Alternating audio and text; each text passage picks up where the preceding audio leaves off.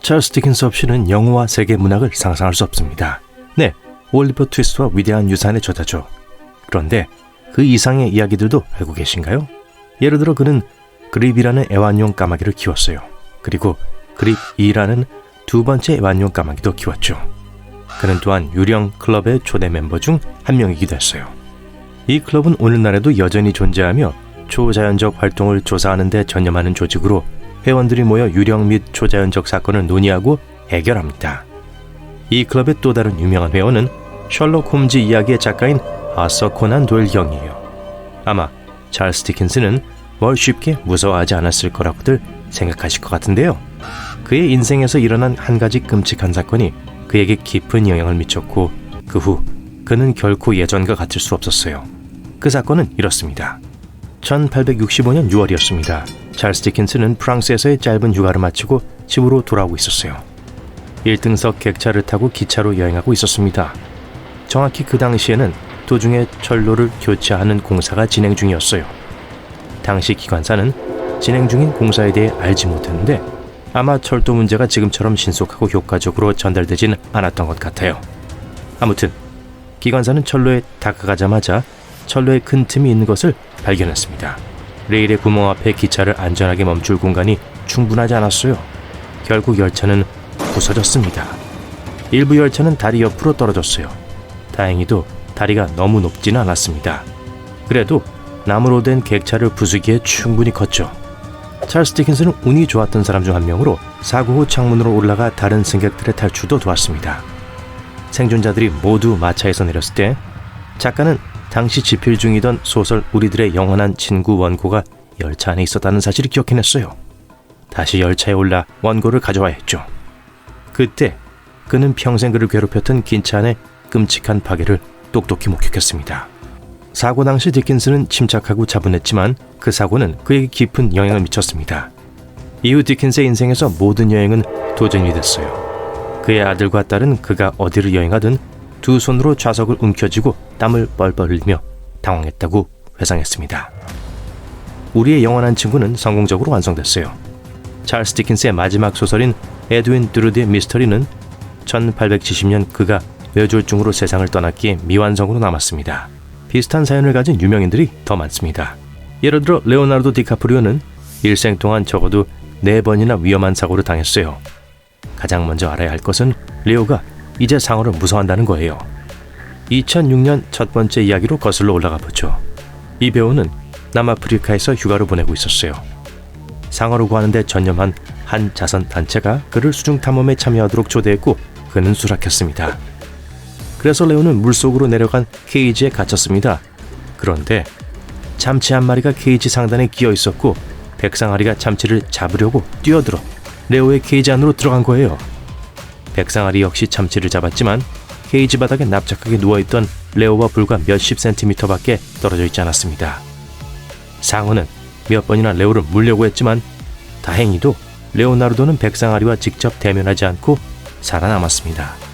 다른 한 번은 2010년에 비행기에서 일어난 일이었어요. 거의 200명의 다른 승객들과 함께 뉴욕에서 출발하는 비행기를 타고 있던 레오는 이륙 직후 비행기 엔진이 폭발하는 문제에 직면했습니다. 그는 뒤돌아서서 엔진이 불덩어리로 변한 걸 봤다고 말했어요. 기체의 다른 부분에 불이 붙지 않는 것은 기적이었습니다. 조종사들은 뉴욕에 순조롭게 비상 착륙할 수 있도록 1시간 동안 주위를 돌며 연료를 버렸습니다. 타이어는 폭발했지만 다행히도 아무도 다치지 않았어요. 하지만 그 1시간 동안 대부분의 승객들은 집에 돌아갈 수 없을 거라고 생각했습니다. 이 사고 이후 레오는 누군가가 자신을 쫓고 있다는 사실을 알아차려야 했어요. 하지만 그는 스카이다이빙을 하기로 결정했습니다. 텐덤 다이빙, 즉 강사와 함께 비행기에서 떨어지는 거였어요. 첫 번째 낙하산을 당겼지만 열리지 않았어요. 그래서 두 번째 낙하산을 당겼지만 엉켜서 역시 열리지 않았죠. 세 번째 낙하산은 없었고 대원들은 지상을 향해 날아가고 있었습니다. 교관은 돌아올 수 없는 지점에 도달하기 전 두 번째 낙하산을 제 시간에 풀려고 필사적으로 노력했습니다. 그리고 30초 후 결국 성공했어요. 휴, 교관은 너무 빨리 떨어지고 있어 다리가 부러질 것 같아 라고 레오에게 소리쳤죠. 다시 한번 디카프리오의 불행은 예상과 달리 다치지도 않고 잘 끝났습니다. 하지만 그의 다시는 하지 말아야 할 행동 목록에 또 다른 항목이 추가됐죠. 네 번째는 스쿠버 다이빙을 하다가 수중에서 산소가 부족해진 일이에요. 그때 에드워드 노튼이 함께 있었고 그가 레오를 도와줬죠. 자, 두 사람은 물속에서 해양생물을 탐험하고 사진을 찍는 등 물속에서 할 수 있는 모든 일을 했습니다. 다이빙이 끝날 무렵 노튼은 레오가 주변에 없다는 것을 알아채요.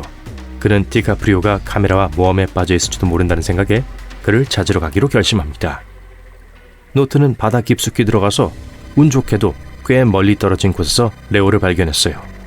레오가 노튼을 향해 헤엄쳐오고 있었고 눈을 크게 뜨고 목을 앞뒤로 잡아당기며 숨을 쉴 수 없다는 신호를 보냈습니다. 두 사람은 가까스로 서로에게 다가갔고 노튼은 레오에게 산소를 공급한 후 두 사람 모두 살아서 바다에서 빠져나왔어요. 미국의 드러머 트래비스 바커도 비행기 추락 사고에서 살아남은 적이 있지만 그 사고는 6명 중 2명만 살아남은 치명적인 사고였습니다. 2008년 이 뮤지션은 사우스캐롤라이나에서 공연을 마치고 캘리포니아로 향하던 중이었어요. 비행기를 타기 전 그의 어린 딸은 지붕이 떨어질 것 같다 하며 아빠에게 비행기를 타지 말라고 때려섰습니다. 그의 아내도 함께 갈 예정이었지만 만일의 사태에 대비해 마지막 순간에 취소했어요. 하지만 트래비스는 불길한 예감이 들었음에도 불구하고 탑승했습니다. 처음부터 모든 것이 잘못됐어요. 비행기가 이륙하는 동안 비상사태가 발생했습니다. 랜딩 기어가 터지면서 비행기가 통제 불능 상태가 되어 공중으로 올라갔다가 다시 내려갔다가 다시 올라가고 매번 화염에 휩싸여 비행기 전체에 불이 붙었어요.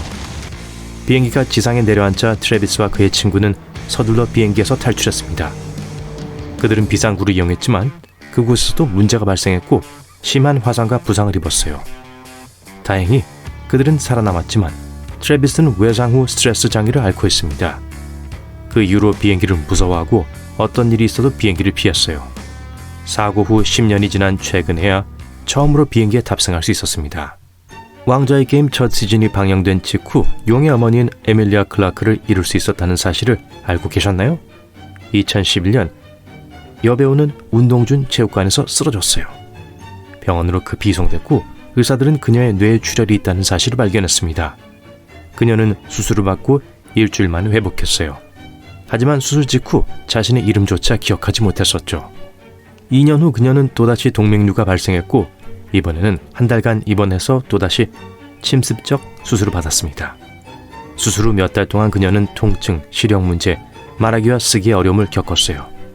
그 이후로 다른 에피소드는 없었고 에밀리아는 완전히 회복되었다고 말했습니다. 이 여배우는 또한 뇌 손상을 입은 사람들을 돕는 자선단체를 시작했어요. 그러한 상황에서는 생존과 완전한 회복을 위해 즉각적인 개입이 매우 중요하니까요.